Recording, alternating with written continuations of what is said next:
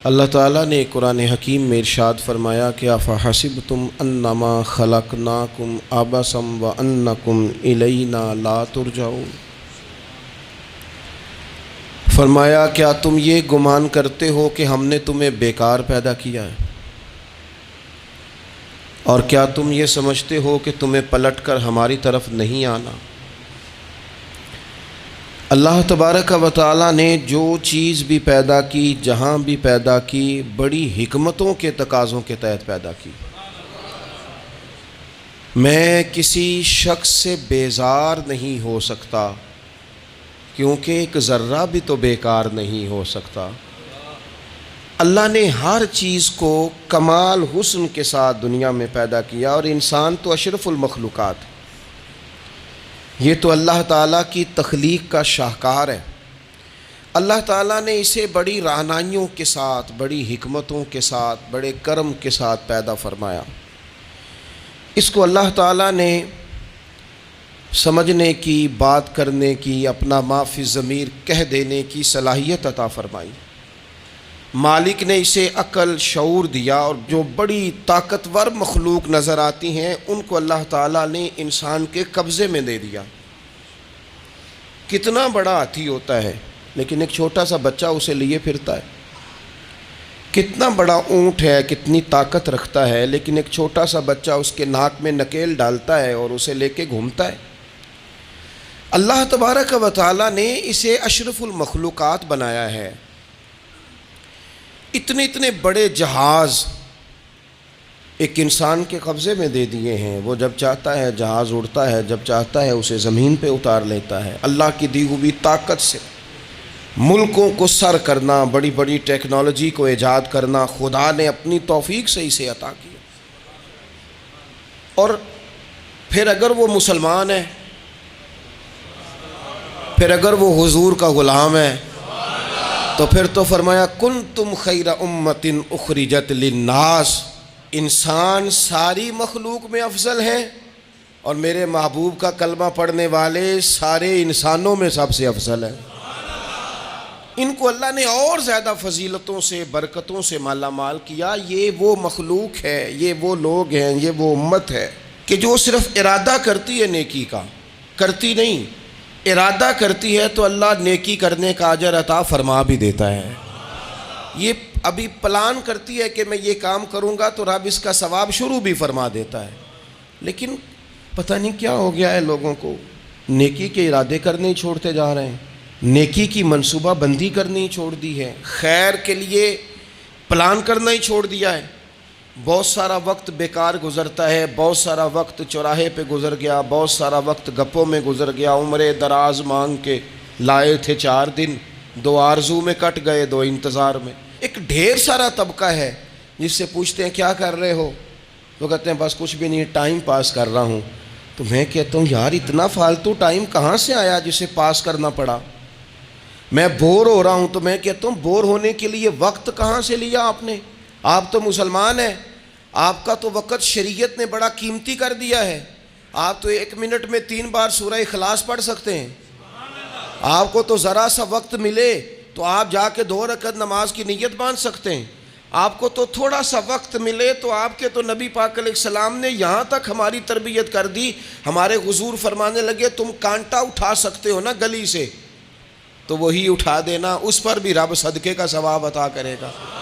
تو یہاں تو کانٹوں سے بھری ہوئی گلیاں ہیں۔ میرے نبی پاک نے تو فرمایا تھا کسی مومن کو بس خوش کر دینا، وہ چاہے لمحے کے لیے ہی ہو، اس کے دل میں راحت ڈال دینا، اسے تسلی دے دینا، روتے ہوئے آنکھ آنسو پونچھ دینا، اس کو کہہ دینا میں تیرے ساتھ ہوں۔ فرمایا مومن کے دل میں تم نے خوشی داخل کر دی تو 60 سال نفل پڑھنے سے اللہ تمہیں زیادہ ثواب عطا کر دے گا۔ تو یہ فارغ بیٹھنے کا وقت کہاں سے آیا؟ یہ بور ہونے کا ٹائم کہاں سے آیا؟ ہم نے اپنے آپ کو بیکار کر لیا ہے، اور رب نے نہیں بیکار پیدا کیا، ہم نے بیکار کر لیا، ہم نے اپنے آپ کو زنگ لگا لیا۔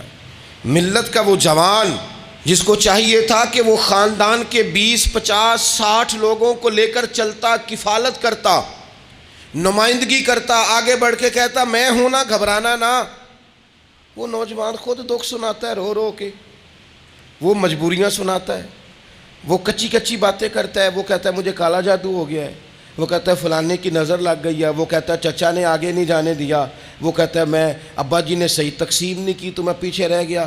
اتنی کمزور بات کرے گا، اور وہ مسلمان اپنی صلاحیت کو پہچانے۔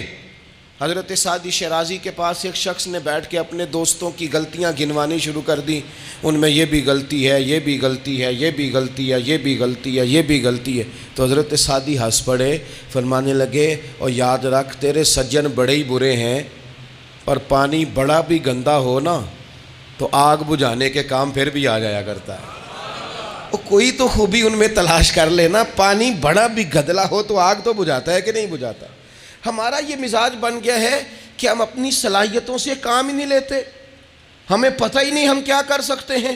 میرے رسول پاک صلی اللہ علیہ وسلم کا کمال یہ ہے کہ حضور نہ انسان کی صلاحیتیں اجاگر کر دیتے، محبوب اجاگر کر دیتے، حضور اندر جذبہ پیدا کر دیتے۔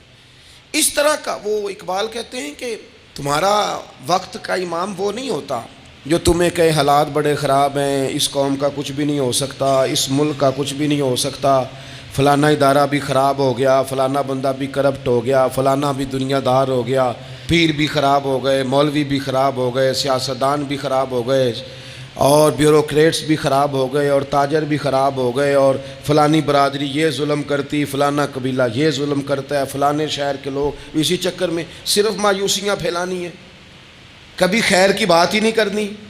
لیکن اقبال کہتے ہیں کہ ہے وہ تیرے زمانے کا امام برحق جو تجھے حاضر و موجود سے بیزار کرے اور موت کی شکل میں دکھلا کے تجھے جلوہ یار زندگی تیرے لیے اور بھی دشوار کرے، وہ تیرے اندر رمق پیدا کرے۔ آج جو حاجی غار سور پہ جاتے ہیں تو یہ لوگ پانی کی بوتل ان کی بغل میں ہوتی ہے، رستے میں 3-4 جگہ بنی ہوئی ہیں، پانی پئیں، چائے پئیں، جوس پئیں، بندوبست ہے، آپ کے کھانے پینے کے لیے آپ چیزیں خرید سکتے ہیں۔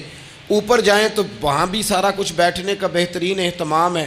جب حضرت صدیق اکبر گئے تھے تو دن کو نہیں گئے تھے، رات کو گئے تھے، اور جناب اسماء بنت ابی بکر جب رات کو کھانا لے کے جاتی تھی تو وہاں تو دن کو آج بھی 1400 سال کے بعد بھی آبادی کوئی نہیں۔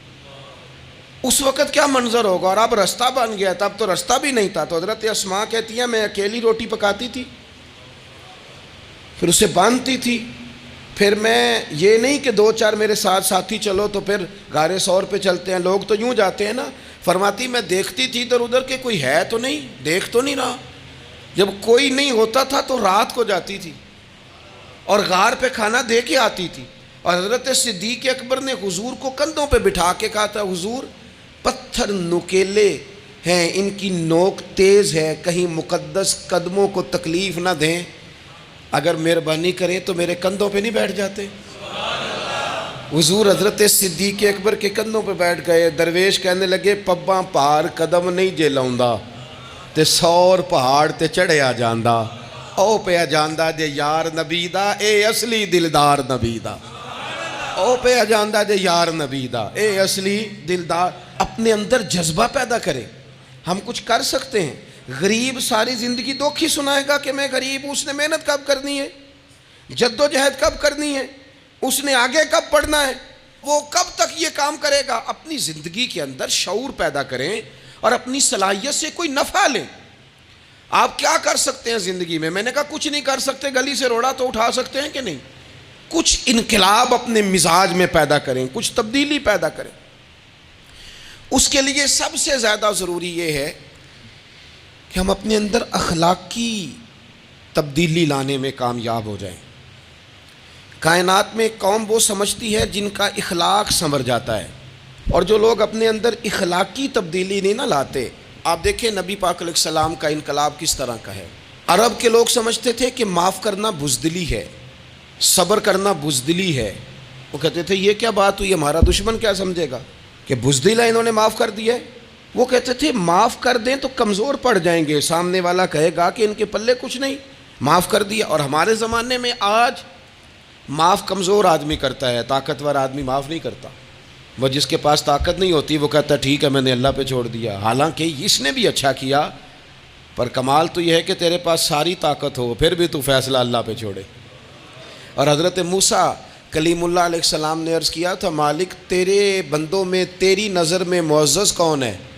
تو رب کریم نے فرمایا میرے کلیم جس کے پاس بدلہ لینے کی طاقت ہو پھر بھی معاف کر دے وہ رب کی نظر میں بڑی عزت والا ہے۔ عرب کے لوگ سمجھتے تھے یہ بزدلی ہے کہ میں معاف کر دوں، لیکن حضور نے ان کو اخلاقی طور پہ بدل دیا، اور نبی پاک نے فرمایا معاف کرنا بزدلی نہیں، یہ تو اعلیٰ ظرفی ہے۔ تو پھر کس طرح بھلا معافی ان کو ہوئی؟ فتح مکہ کے دن حضور نے اس طرح نہیں معاف کیا کہ پہلے ہمارے ہاں بھی لوگ معاف کرتے ہیں تو ہم پتہ کس طرح معاف کرتے ہیں، پہلے ساری اس کی زیادتیاں گنواتے ہیں۔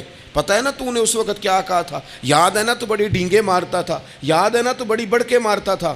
عرب کے لوگ سارے سامنے کھڑے ہیں، پتہ کون کون ہیں؟ اکرمہ بن ابو جہل آخری دن تک لڑے، ابو سفیان آخری دن تک لڑے، سارے لوگ سامنے کھڑے، کچھ بھاگ گئے ہیں جان بچا رہے ہیں۔ حضور نے کیا فرمایا؟ فرمایا پتہ تمہارے ساتھ آج سلوک کیا کرنا ہے؟ یا رسول اللہ بتائیے۔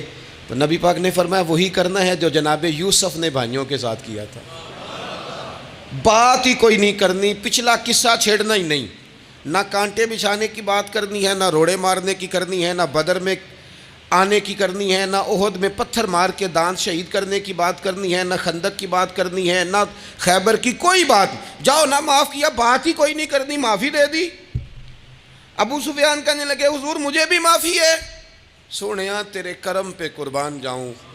میرے کریم فرمانے لگے تو قبیلے کا سردار ہے، مکہ شریف کے لوگ تجھے بڑا سمجھتے ہیں، دیکھ حضور معاف بھی کرتے ہیں اور عزت بھی دیتے ہیں۔ فرمایا جا میں نے تجھے معاف کیا، اور جو تیری حویلی میں آ کے پناہ لے لے گا میں اسے بھی معاف کر دوں گا، اسے بھی معافی مل جائے گی جو تیرے گھر آ جائے گا۔ اب تبدیلی آ گئی، وہ جو اندر کفر تھا وہ ٹوٹ گیا، انقلاب آ گیا۔ یہی ابو سفیان جو کل تک مخالفت میں لڑتے تھے، پھر یہ حضور کے ساتھ جنگوں میں جاتے، اور اس طرح جاتے کہ حضور گھوڑے پہ بیٹھے اور جناب ابو سفیان نے گھوڑے کی لگام تھامی ہے، ہر میدان میں گئے، ہر جگہ خدمت کی۔ اکرمہ بن ابو جہل کا پتر ہے، کوئی کسر نہیں چھوڑی اس نے، حد کر دی، ہر جگہ لڑا، ہر مقام پہ۔ لیکن فتح مکہ کے موقع پر یہ بھاگ گیا تھا، جان بچا کے چھپ گیا۔ اس کی بیوی آئی، آگے کہنے لگی سونیا میرے چھوٹے چھوٹے بچے ہیں، مجھے پتہ چلا ہے کہ میرے شوہر کے لیے آپ نے ڈیتھ وارنٹ جاری کر دیے ہیں کہ جہاں ملے مار دیا جائے، صحابہ نے یہ اعلان کیا ہے، وہ سخت مجرم ہے، اس کے لیے سخت آرڈر جاری کیا گیا ہے۔ تو کریم کیا فرمانے لگے؟ حضور فرمانے لگے تو کیا چاہتی ہے؟ میں کوئی آپ کو قصہ تو نہیں نہ سنا رہا، خدا را مہربانی کریں، تھوڑا سا دل بڑا کریں، تھوڑا سا۔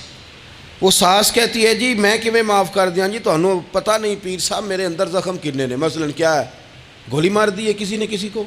بہو سے کہیں تو کہتی ہے جی میں معاف کر دوں، اس کو معاف کر دوں، آپ کو بتاؤں اس نے تکلیف کتنی دی۔ مہربانی کرو ایک دوسرے کو معاف کرو، اپنے دل میں گنجائش پیدا کرو۔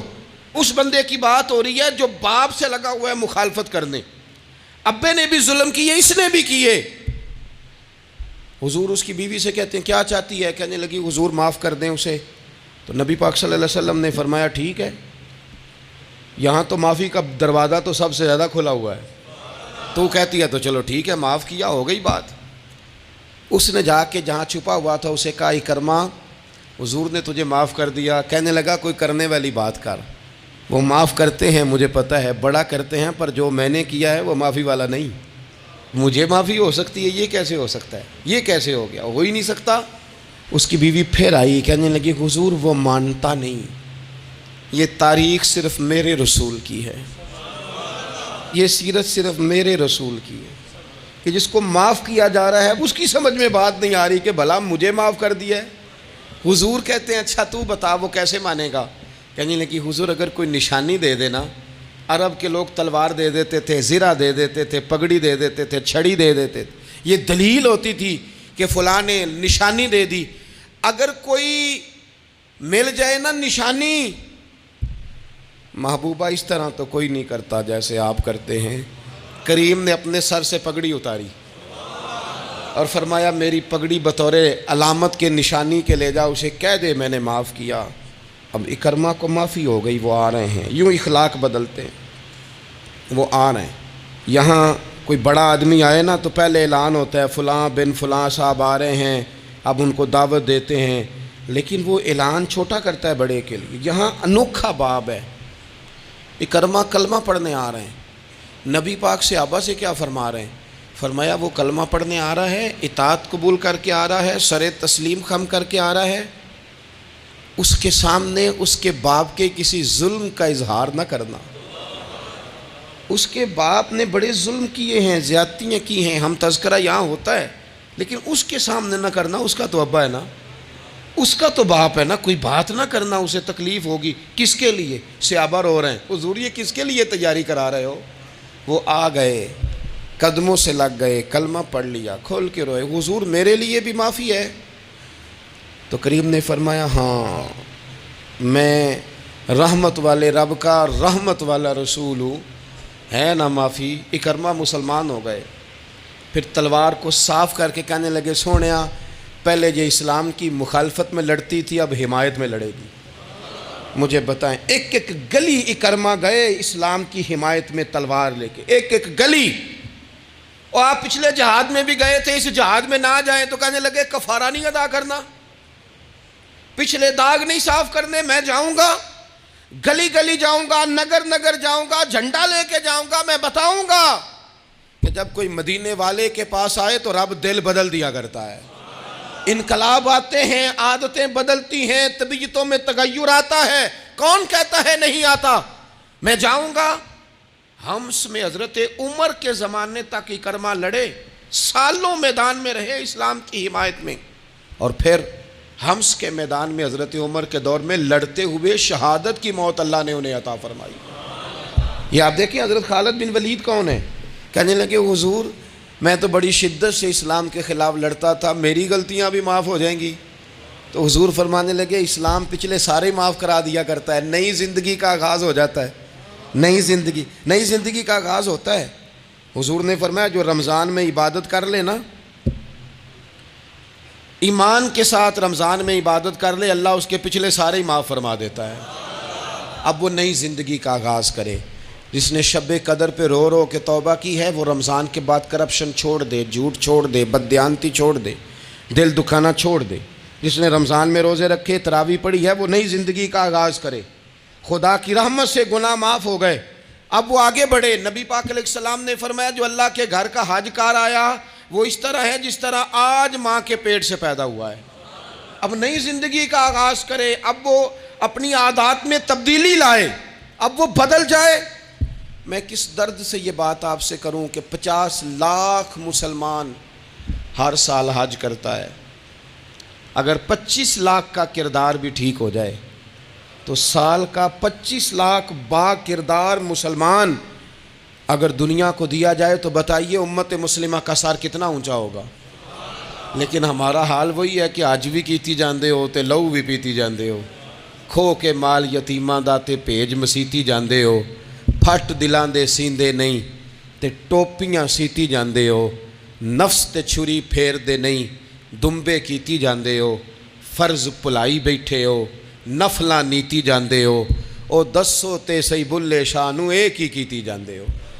بات وہی ہے کہ کعبے گئے، مدینے گئے، کربلا گئے، جیسے گئے تھے گھوم پھر کے ویسے ہی آ گئے.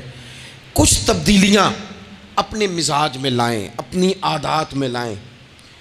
حضرت خالد بن ولید نے کہا حضور سارے گناہ معاف ہو گئے. فرمایا ہو گئے. حضرت خالد بن ولید نے پھر اپنی تلوار تھامی اور جناب خالد بن ولید پھر اس طرح میدانوں میں نکلے کہ نبی پاک نے فرمایا اب یہ خالد نہیں، یہ تو سیف اللہ ہے، یہ تو اللہ کی تلوار بن گیا ہے. اس جذبے سے، شوق سے اپنے مزاج کو تبدیل کر کے اس طرح میدان میں آئے. فرمایا اب یہ اللہ کی تلوار ہے. پورا وجود زخمی کرایا اور ساری زندگی اسلام کی حمایت میں تلوار چلائی. ہم بدل سکتے ہیں، تبدیلی آ سکتی ہے، ہمیں بدل جانا چاہیے. بہلول دانا سے کہا تھا ہارون رشید نے کہ مجھے کوئی نصیحت کر دے، میں بادشاہ ہوں، سخت دل ہو جاتا ہے کئی دفعہ. تو حضرت بہلول دانا کہنے لگے میں کیا نصیحت کروں، آپ کا باپ کہاں ہے؟ کہنے لگے قبرستان میں. کہا ایک بڑا بھائی بھی تھا، بڑا پیار کرتا ہے، سنا آپ سے، کہاں ہے؟ کہا قبرستان میں. تو کہا وہ ایک چچا زاد بھی آپ کے ساتھ میں نے دیکھا ہے. کہا وہ بھی قبرستان میں. یاد کرانا شروع کیا حضرت بہلول نے، فرمایا وہ ننہال والے، ددہال والے، وہ ماموں، وہ چاچو کا سب قبروں میں۔ آخری جملہ کہا، فرمایا تیرا ایک پتر بھی تھا، چڑھتی جوانی تھی، قد اونچا تھا، رنگ گورا تھا۔ ہارون رشید رو پڑے، کہنے لگے حضور وہ بھی قبرستان میں۔ تو فرمایا جس نے اتنے جنازے پڑھے ہوں اسے میں نصیحت کروں؟ تیرا کیا خیال ہے، تو نے نہیں جانا؟ یارو ہم نے اپنے کئی کلاس فیلوں کے جنازے پڑھے ہیں، بڑا پیار تھا میرا اپنی دادی کے ساتھ، تو 97 میں وہ انتقال کر گئیں، دادا ابو چلے گئے، اماں جی چلی گئیں، ابا جی چلے گئے، نانا چلے گئے، پھپھا چلے گئے، دوست چلے گئے۔ یہاں پچھلے سال کئی سنگی تھے، اس سال نظر نہیں آتے، رخصت ہو گئے۔ او سنگیو، یہ تو ساری تیاری ہے، ہم نے بدلنا کب ہے؟ اب تو ہمارا بڑھاپا آنے کو ہے، اب تو بال سفید ہونے کو۔ تبدیلی کس وقت؟ اللہ تعالیٰ نے قرآن مجید فرقان حمید کے اندر فرمایا اللہ ولی الذین آمنوا یخرجہم من الظلمات الی النور۔ اللہ مومنوں کا ولی ہے، وہ انہیں اندھیروں سے نور کی طرف نکالتا ہے، وہ رستہ دکھاتا ہے۔ بار بار راہ کھلتی ہے ہمارے سامنے، پر ہم قبول کرنے کو تیار نہیں ہوتے۔ کچھ تبدیلی اب آ جائے، کچھ زبان میں مٹھاس آ جائے، کچھ ہمارے عمل میں پختگی آ جائے۔ ہم نہ بہت سارے کام لوگوں کو دیکھ کر کرتے ہیں، اس سے تھوڑی جان چھڑائی جائے۔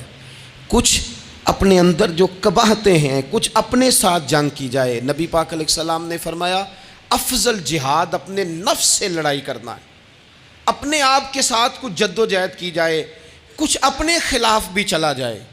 ساری زندگی دوسروں سے لڑتے، دوسروں پر اپنی غلطیوں کا بوجھ ڈالتے گزر گئی، کچھ اپنے نفس پر بھی۔ حضرت بایزید بستامی سے کسی نے کہا حضور میں نے اللہ تک جانا ہے، رستہ بتا دیں۔ فرمایا 2 قدم کا رستہ ہے۔ فرمایا 1 قدم اپنے نفس کی خواہش پہ رکھ لے تو دوسرا قدم تیرا رب تک پہنچ جائے گا۔ تو اپنے آپ کو کنٹرول نہیں نہ کرتا، اپنے آپ سے تو لڑ پہلے۔ اقبال کہتے ہیں ڈھونڈتا پھرتا ہوں اے اقبال اپنے آپ کو، آپ ہی گویا مسافر آپ ہی منزل ہوں میں۔ نبی پاک نہ تبدیلی کرتے۔ یہ جو لوگ کہتے ہیں نا کیسے بدلوں، تو حضور بدلنے ہی تو آئے ہیں، حضور بدلنے۔ حضرت مازن ایک صحابی ہیں، وہ کہتے ہیں میں بت کی پوجا کرتا تھا، امام بہقی نے لکھا ہے میں بت پوجتا تھا۔ ایک دن میرے بت کے اندر سے آواز آ گئی تو کب تک مجھے پوجے گا، مدینے میں تو حضور جلوہ فرما ہو گئے ہیں۔ کہتے ہیں 2 دفعہ 3 دفعہ بت مجھے پیغام دے رہا ہے کہ حضور کی طرف جاؤ، بت۔ کہتے ہیں میں وہاں سے چلا، حضور کی بارگاہ میں پہنچا تو نبی پاک علیہ السلام کی خدمت میں حاضر ہو کے میں نے عرض کی یا رسول اللہ کمال ہو گئی، لوگ بتوں کو پوجتے ہیں اور میرا بت کہہ رہا تھا جا کے حضور کا کلمہ پڑھ لے۔ او سکیاں کھجوراں اگا جام دے تے پتھراں تو کلمہ پڑھا جام دے۔ فرمایا وہ انہوں نے مجھے بت نے بھیجا ہے۔ حضرت مازن کہتے ہیں حضور کی بارگاہ میں آیا، نبی پاک نے کلمہ پڑھایا تو میں نے عرض کی حضور میرے اندر کچھ قباہتیں بھی ہیں، کسی کی چیز دیکھ کے میرا جی للچا جاتا ہے، میں چوری کر لیتا ہوں، بدکاری کا بھی مزاج ہے، شراب نوشی بھی ہو جاتی ہے۔ کہتے ہیں حضور نے میرے سینے پہ ہاتھ رکھا، میرے لیے دعا کر دی۔ آپ فرماتے ہیں گردن اونچی تھی کبھی نیچی نہیں ہوئی تھی، پر وہ کلمے کی کیا برکت آئی کہ ایسا سر جھکا کہ وہ جھکا ہی رہا، ایسی تبدیلی آئی کہ آ گئی، نفرت ہو گئی۔ کہتے ہیں حرام مال آتا ہے تو میری طبیعت پہ بوجھ بن جاتا ہے۔ میں اکثر دوستوں سے کہتا ہوں کہ ہمارے ہاں لوگوں کا عجیب مزاج ہے، وہ اپنا مائنڈ سیٹ کر لینا، کبھی ذہن بنا لینا یہ چیز حرام ہے تو وہ کبھی بھی حلق سے نیچے ہی نہ جائے۔ آپ گوشت کھا رہے ہوں اور بڑا اچھا پکا ہوا ہے، بہترین مسالہ جات لگے ہوئے ہیں، بہترین، آپ کھا رہے تھے گوشت، کوئی بندہ آپ کے کان میں آ کے کہہ دے صدقے کا ہے، اس کا منہ میں ذائقہ بدل جاتا ہے کہ نہیں؟ بھئی گوشت تو وہی ہے، یہ کیسے بدل گیا؟ کیونکہ آپ کے نا وہاں کمپیوٹر میں فٹ ہے کہ صدقہ میرے لیے درست۔ آپ وہ کہتے ہیں یہ تو فارم بن گیا، بھئی یہ کیا بن گیا؟ چلیں اس سے بھی آگے چلتے ہیں۔ آپ کھا رہے تھے گوشت اور بڑا لطف آ رہا تھا تو کسی نے کہہ دیا کہ یہ تو جانور ٹھیک ہی نہیں تھا، بیمار تھا یا حرام تھا، ذبح ہی نہیں کیا تھا، صحیح طور پر ایسے ہی اس کو پکا دیا، مر گیا تھا۔ تو اب تو یہ حال ہوتا ہے کہ الٹیاں شروع ہو جاتی ہیں۔ کیوں؟ اس لیے کہ نفیس طبیعت پر نہ صدقے کا گوشت فٹ ہوتا ہے نہ حرام فٹ ہوتا ہے، کیونکہ طبیعت نفیس ہے نا. بس اس بات کو سمجھ لیں، جس طرح حرام بکرا طبیعت پہ فٹ نہیں نہ ہوتا، اس طرح کروڑ حرام بھی طبیعت پہ فٹ نہیں ہونا چاہیے. 2 کروڑ بھی حرام آ جائے تو فٹ. جس دن 2 کروڑ پر بھی الٹی آنے لگ گئی نا، جس دن حرام جگہ پر قبضہ کرتے بھی کہہ آنے لگ گئی، ذائقہ بدلنے لگ گیا، کمپیوٹر میں فٹ ہو گیا کہ یہ میرے لیے ٹھیک نہیں. لیکن میں اکثر کہتا ہوں لوگوں سے، میں کہتا ہوں ہمارے ہاں بندہ دیکھ کے فتویٰ ہوتا ہے. یہاں کوئی غریب عیسائی ہو نا، ماڑا بیچارہ گلی میں جھاڑو دے کے روٹی کماتا ہے، تو لوگ مسئلہ پوچھتے ہیں، کہتے ہیں مولوی صاحب سائنہ روٹی کھانی جائز ہے؟ تو میں پھر ان لوگوں سے آگے سے پوچھ لیتا ہوں، میں کہتا ہوں یہ بتاؤ امریکہ کا صدر بھی عیسائی ہے، اس کے ساتھ جائز ہے؟ اتنے وزیر مشیر وزراء اعظم ملکوں کے جا کے کھاتے ہیں، کبھی آپ نے مسئلہ پوچھتے دیکھیں؟ وہاں تو جو مولوی مشیر بنے ہوئے وہ بھی بیٹھے ہوتے ہیں بیچ میں، وہ بھی بیٹھے ہوتے ہیں، اب بھی ان سے پوچھو. لیکن ہمارا مزاج یہ بن گیا ہے کہ غریب کے حق میں مسئلہ اور ہے اور امیر کا معاملہ ہے تو معاملہ اور اس سے نکلے. یعنی اگر 5 روپے کسی کے گر جائیں تو وہ واپس کرنے بھی ضروری ہیں، اور 5 کروڑ گر جائیں تو وہ بھی. وہ ہمارے ایک دوست کہا کرتے ہیں کہ ایک صاحب تھے، ان کو نا بڑے قیمتی جوتے کا ایک پیر مل گیا کہیں سے گرا ہوا. انہوں نے وہ قیمتی پاؤں جوتے کا گرا ہوا اٹھایا اور وہ بندہ تلاش کرنے لگے کس کا گرا ہے. دیر تک وہ ڈھونڈتے رہے ایک پاؤں کس کا ہے، تھوڑی دیر کے بعد انہیں دوسرا پاؤں بھی مل گیا. پھر انہوں نے بندہ ڈھونڈنا بند کر دیا. انہوں نے کہا اب دونوں ہو گئے ہیں، اب یہ کام آئے گا، لہذا انہوں نے بند کر دیا. میرے عزیز، یہ تو کوئی طریقہ نہیں ہے نا کہ آپ چیز اگر تھوڑی سی ہے تو اس پر فتویٰ اور ہے، اور اگر زیادہ ہے تو مزاجوں میں جب ہم یہ لے آئیں گے اپنی طبیعت میں. اور کب تک ہم نے اسی طرح رہنا ہے؟ کب ہم نے اپنے وجود سے کام لینا ہے؟ بیکار وقت کب تک گزرنا ہے؟ کتنے رمضان آئے گزر گئے، کتنے عمرے آئے گزر گئے، کتنی ہم نے دیکھا کہ بس بیمار ہو گئے ہیں، ٹھیک ہو جائیں گے تو پھر اس کے بعد ہم نے کوئی نماز نہیں چھوڑنی، لیکن ٹھیک ہوئے تو بھول گئے، نئی سے نئی بات شروع ہو گئی. ہم نے کتنی دفعہ کہا کہ آج کے بعد تبدیلی، لیکن کیوں نہیں تبدیل ہوتے؟ حضرت فضالہ بن عمیر ایک صحابی ہیں، کہتے ہیں میں عورتوں کا معاذ اللہ بڑا رسیہ تھا. ابو جہل نے جب اعلان کیا نا جو حضور کو شہید کرے گا تو اسے 100 سرخ اونٹ دیے جائیں گے، تو کہتے ہیں میں خنجر بغل میں دبا کے نا تو طواف کعبہ کرنے چلا گیا. طواف کعبہ کہتے وہاں جب میں پہنچا تو میں نے دیکھا حضور بھی طواف کر رہے ہیں، تو نبی کریم نے مجھے دیکھتے ہی حضور میرے قریب آئے اور مجھے نہیں بتانا پڑا. حضور فرمانے لگے تیرا نام فضالہ ہے؟ میں نے کہا ہاں. تو محبوب فرمانے لگے کیا باتیں کر رہے ہو اپنے آپ سے؟ کہتے میں دل میں سوچ رہا تھا کہ طواف کرتے میرے قریب سے گزریں گے تو خنجر مار دوں گا. کیا باتیں کر رہے تھے؟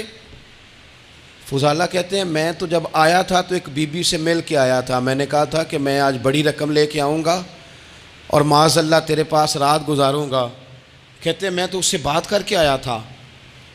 تو میں اب حضور سید عالم صلی اللہ علیہ وسلم نے پوچھا تو فضالہ ہے؟ میں نے کہا ہاں. کیا باتیں کر رہے تھے اپنے آپ سے؟ میں نے جھوٹ بولا. میں نے کہا جی وہ تو میں تو ذکر کر رہا تھا اپنے دل میں. کہتے ہیں حضور مسکرائے اور مسکرا کے فرمانے لگے چل چھوڑ، جس کام آیا تھا وہ کرتا کیوں نہیں؟ میں جو تیرے سامنے کھڑا ہوں تو کرنا. خیال آیا مسلمان نیک و بد پہچان جاتے ہیں اور آقا آدمی کے دل کی باتیں جان جاتے ہیں. کرنا وہ کام. تو فضالہ کہتے ہیں کہ میں کانپ گیا، میرے ہاتھ سے وہ خنجر گر گیا. حضور نے میرے سینے پہ ہاتھ پھیرا، اس طرح پھیرا کہ زندگی میں اتنا سکون کبھی نہیں ملا، اتنی ٹھنڈک کبھی نہیں ملی، اتنا قرار کبھی نہیں آیا، اس قدر زیادہ آزمائش کبھی نہیں آئی. میں قرار محسوس کرنے لگا. کہتے ہیں حضور فرمانے لگے کیا وہ وقت نہیں آیا کہ تو کلمہ پڑھ جائے؟ کہتے ہیں میں نے فوراً کہا حضور آ گیا ہے وقت، پڑھائیں مجھے کلمہ. کہتے ہیں نبی پاک نے کلمہ پڑھا دیا، میں مسلمان ہوا. میں واپس لوٹا تو وہی عورت بن سنور کر تیار ہو کر گلی میں کھڑی تھی. عادتیں بدل جاتی ہیں. شرط یہ ہے کہ ہم تھوڑی سی کوشش کریں، شرط یہ ہے کہ ہم اپنے آپ کو اللہ رسول کی بارگاہ میں پیش کریں. اور میرے دوستوں، میرے بزرگوں، ہمیں سب سے زیادہ تکلیف میں ہماری اپنی عادات نے ڈالا ہے، ہماری اپنی خواہشات نفس نے ہمیں زیادہ آزمائشوں میں ڈالا ہے. کہتے ہیں وہ عورت بن سنور کے کھڑی تھی. جب میں واپس لوٹا تو پہلے میں اس کے پیچھے بھاگتا تھا، اب میں اس کے قریب سے گزر گیا تو اس نے آواز دی، تو فضالہ نہیں؟ کہتے ہیں میں چپ کر گیا۔ وہ پھر پیچھے دوڑی، میرا گریبان پکڑ کے کندھا پکڑ کے ہلایا، تو فضالہ نہیں؟ کہتے ہیں میری جھکی ہوئی گردن، میں سر نہیں اٹھاتا۔ مجھے کہنے لگی تو وہ نہیں ہے جو فضالہ ہے؟ میں نے کہا ہوں میں فضالہ، پر وہ والا نہیں جو تجھے ملا کرتا تھا۔ کہا تو اب کون ہے؟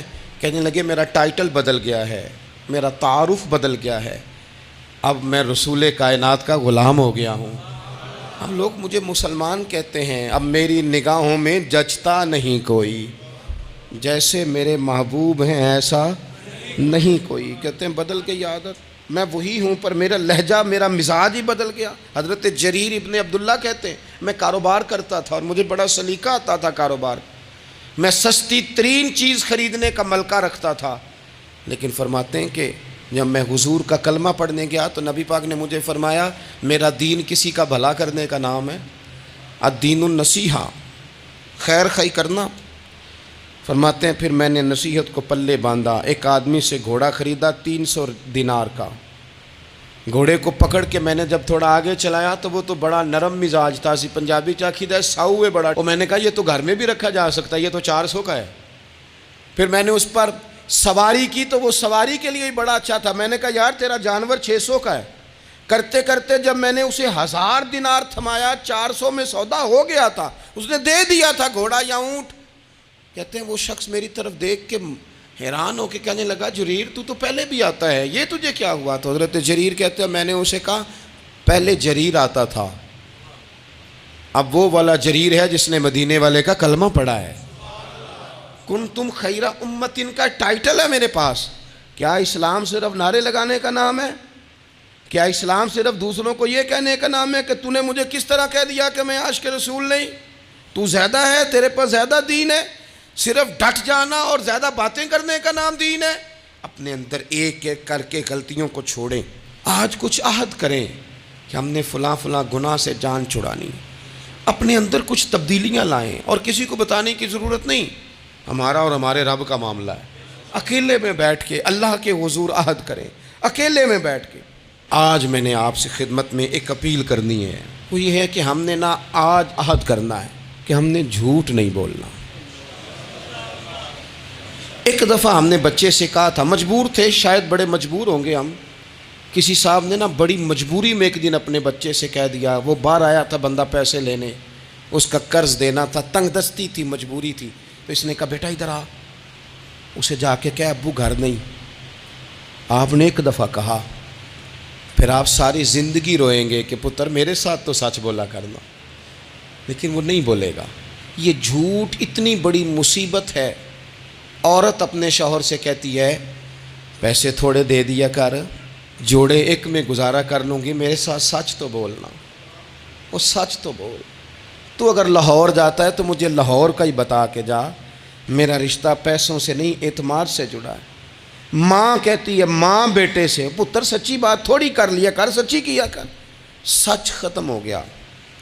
اب لوگوں نے جھوٹ کا نام بدل دیا ہے، کہتے ہیں میں نے بہانہ کر دیا تھا۔ او بھئی آپ نے جھوٹ بولا تھا، صاف صاف کہیں، نام بدل دیا۔ جھوٹ کھا گیا میرے ملک کو، جھوٹ کھا گیا اس ملت کو، جھوٹ نے اس امت کو قریب سے آ کے تھام لیا۔ ہم بڑی آزمائش میں ہیں، ہم مطلب ہر شخص ہی الا ماشاءاللہ، ہر شخص ہی، آپ کسی شخص سے کوئی معاہدہ کرتے ہیں، کوئی چیز بنانے کی بات کرتے ہیں، خریدنے کی بات کرتے ہیں، وہ جو کہتا ہے اس پر پورا کیوں نہیں اترتا؟ وہ غلط بات کیوں کرتا ہے؟ میرے نبی پاک علیہ السلام سے پوچھا گیا مومن بزدل ہوتا ہے؟ حضور نے فرمایا ہو جاتا ہے، کبھی یہ غلطی آ جاتی ہے۔ حضور مومن کنجوس ہوتا ہے؟ فرمایا کبھی ہو جاتا ہے۔ یا رسول اللہ مومن جھوٹا بھی ہوتا ہے؟ تو میرے رسول فرمانے لگے نہیں، میرا کلمہ پڑھنے والا ساری غلطیاں کر سکتا ہے، میرا مومن جھوٹ نہیں بولا کرتا۔ مومن جھوٹ۔ ابو سفیان کو کیسر روم نے، ہرقل نے اپنے دربار میں کھڑا کر کے کہا ابو سفیان ابھی کلمہ نہیں پڑھتے تھے، تمہارا کوئی رشتہ ہے نبی پاک سے جنہوں نے مجھے بھی خط لکھا ہے کہ مسلمان ہو جاؤ؟ کہنے لگے ہاں میں چچا ہوں رشتے میں۔ کہا وہ کیسے ہیں پیغمبر؟ تو ابو سفیان کہتے ہیں چونکہ میں مخالف تھا میں نے وہ ساری باتیں کی جو ہم ان کے خلاف کرتے تھے. اس نے آخری بات پوچھی. اس نے کہا ابو سفیان یہ بتا کہ وہ جنہوں نے اعلان نبوت کیا ہے کیا کبھی انہوں نے جھوٹ بھی بولا ہے؟ ابو سفیان کہتے ہیں کہ 1 منٹ کے لیے میں نے کہا کہہ دوں. مخالفت تھی نا. تو پھر میں نے سوچا یہ تو عرب کی وزاداری کے خلاف ہے. عرب میں سے تو کوئی جھوٹ بولنا پسند ہی نہیں کرتا. اور پھر میں اگر حضور کو معاذ اللہ جادوگر شاعر کہوں گا تو شاید کسی کو 1 منٹ کے لیے متوجہ کر سکوں, اور نبی پاک نے جھوٹ بولا ہے, یہ تو مانے گا ہی کوئی نہیں. کہتے ہیں بادشاہ نے پھر زور دے کے کہا سردار بتاتے کیوں نہیں, کیا کبھی انہوں نے جھوٹ بھی بولا ہے؟ تو ابو سفیان کہتے ہیں میرے ہاتھ میں چھڑی تھی, میں نے زور سے زمین پہ ماری. میں نے کہا وہ میرے رشتے میں بھتیجے ہیں, میری سخت مخالفت ہے, میں ان کے خلاف میدانوں میں نکلتا ہوں, جنگیں لڑتا ہوں, کبھی وہ غالب آتے ہیں کبھی ہم آتے ہیں, لیکن میرے سامنے وہ پیدا ہوئے. میں نے ماں کی گود میں بھی دیکھا, دادا کے کندھوں پہ بھی دیکھا, چچا کے گھر میں بھی دیکھا, سیدہ خدیجۃ الکبریٰ کا دولہا بنے بھی دیکھا, ان کی 4 بیٹیاں ان کی گود میں کھیلتے دیکھیں, اعلان نبوت کرتے دیکھا, لوگوں کو مخالفت کرتے دیکھا. میرے سامنے ان کے مقدس بال سفید ہوئے. میرا اختلاف اپنی جگہ, پر بادشاہ میں قسم اٹھا کے کہہ سکتا ہوں اس محبوب کی زبان سے جب بھی نکلا ہے حق اور سچ نکلا ہے. اسیر دشمن کی چاہ میں بھی, وہ مخالفوں کی نگاہ میں بھی امی ہے, صادق ہے, معتبر ہے. میرا پیغمبر عظیم تر ہے, میرا پیغمبر عظیم تر ہے, میرا پیغمبر عظیم تر ہے. جھوٹ نہیں کبھی حضور نے بولا.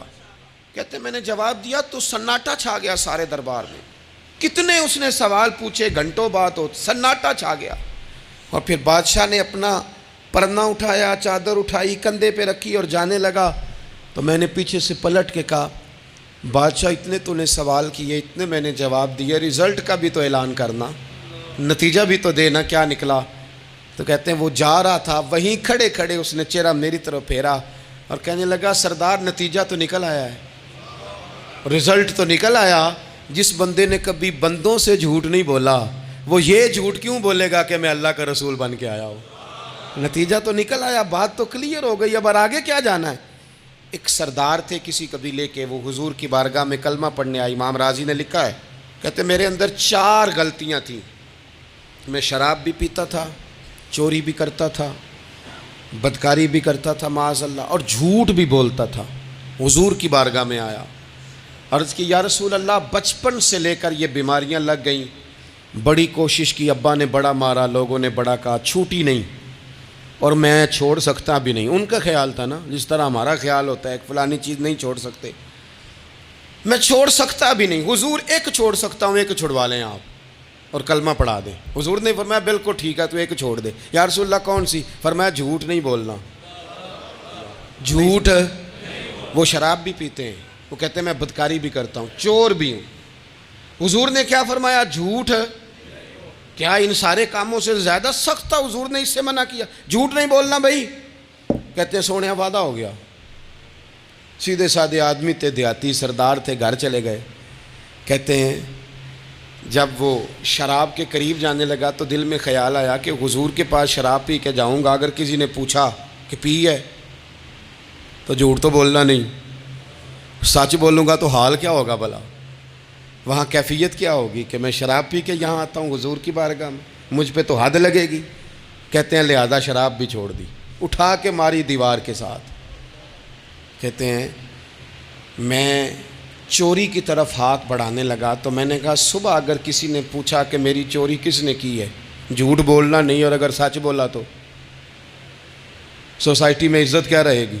دفع کرو, جو اللہ نے روکھا سوکھا دیا وہی ٹھیک ہے. کہتے ہیں گلی سے گزر رہا تھا, اس عورت نے پھر آواز دی, اس کی طرف جانے لگا اور قریب گیا تو وہ پوچھتی ہے سنا ہے تو نے کلمہ پڑھ لیا ہے؟ کہتے ہیں تڑپ گیا, درد سے آنسو چھلکے, اگر میں اس سے جھوٹ بولوں تو حضور نے منع کیا ہے, اور سچ بولوں تو یہ کیا سوچے گی؟ کلمہ پڑھ کے مسلمان ہو کے حضور کا غلام ہو کے یہ انداز ہے. کہتے وہاں سے بھی آ گیا, آ کے نہ پیچھے ہو کے بیٹھ گیا, پیچھے حضور تقریر کر رہے تھے, پیچھے ہو کے بیٹھ گیا. غور سے حضور کا چہرہ دیکھ رہا ہوں, غور سے دیکھتا جا رہا ہوں. دنیا کہیں اور دیکھ رہی ہے اور میں حضور کا چہرہ دیکھ رہا ہوں. سر سے لے کر پاؤں تک تنویر ہی تنویر ہے، جیسے منہ سے بولتی قرآن کی تفسیر ہے۔ سوچتی تو ہوگی دنیا مصطفیٰ کو دیکھ کر، بھلا وہ مصور کیسا ہوگا جس کی یہ تصویر ہے۔ کہتے میں غور سے چہرہ دیکھ رہا ہوں، حضور کی خدمت میں گیا سلام لینے تو محبوب نے مسکرا کے دیکھا تو میں نے کہا سونیا قربان جاؤں، میرا ایک جھوٹ چھڑوایا ہے، میری ہر شے چھوٹ گئی ہے، ختم ہو گیا سارا کچھ ہی۔ یہ مہربانی ہو جائے گی انشاءاللہ۔ اپنے آپ سے بات کریں، کوشش کریں کہ ہم نے زندگی میں جھوٹ نہیں بولنا، آپ سچ بولیں۔ میری ملک کے لیڈر اگر قوم کو صرف سچ بتائیں، ہمارے پاس کیا ہے، ہم کتنا سروائیو کر سکتے ہیں، کہاں تک جا سکتے ہیں، آپ یقین کریں قوم کا اعتماد قائم رہے۔ اگر ہم اپنے بچوں سے سچ بولیں، اپنے دوستوں سے سچ بولیں، اپنے محبت کرنے والوں سے سچ بولیں، ہمارا اعتماد نہیں خراب ہوگا، اعتماد قائم رہے گا۔ وہ ایک شخص نے آ کے کہا تھا نا، یا رسول اللہ میں 2 نمازیں پڑھوں گا، اگر آپ کہتے ہیں تو کلمہ پڑھتا ہوں، 5 نہیں پڑھ سکتا۔ فرمایا تو آ جا 2 ہی پڑھنا، لیکن یہ چھٹی صرف حضور دے سکتے ہیں اور نہیں کو دے سکتا۔ حضور نے فرمایا 2 ہی پڑھنا۔ صحابہ کہتے ہیں 2 نمازوں کی شرط پہ کلمہ پڑھا۔ پھر شارحین فرماتے ہیں وہ وقت بھی آیا کہ وہ تہجد بھی پڑھا کرتے تھے۔ آپ شروع تو کریں نا کسی کام کو، اپنے اندر چھوٹی چھوٹی تبدیلی پیدا کریں، اور بڑوں سے لے کر، مجھے ادب سے عرض کرتا ہوں، بعض نوجوان بھی شکایت کرتے ہیں، کہتے ہیں بزرگوں کو کہہ دیں کہ جلد باز نہ بنیں، جلدی غصے میں آ جاتے ہیں۔ میں بزرگوں سے بھی عرض کروں گا کہ تھوڑی نرمی، تھوڑی شفقت، مطلب زیادہ ڈانٹ ڈپٹ کرنے سے بھی تو چیزیں خراب ہی ہوتی ہیں نا، تھوڑا سا ظرف بڑھ۔ نوجوانوں سے کہوں گا کہ آپ جوان ہیں تو حوصلہ بھی تو جوان ہے نا، تو زندگی میں حوصلہ، تحمل، بردباری لائیں، اپنی عادات کو تھوڑا تھوڑا کر کے تبدیل کریں۔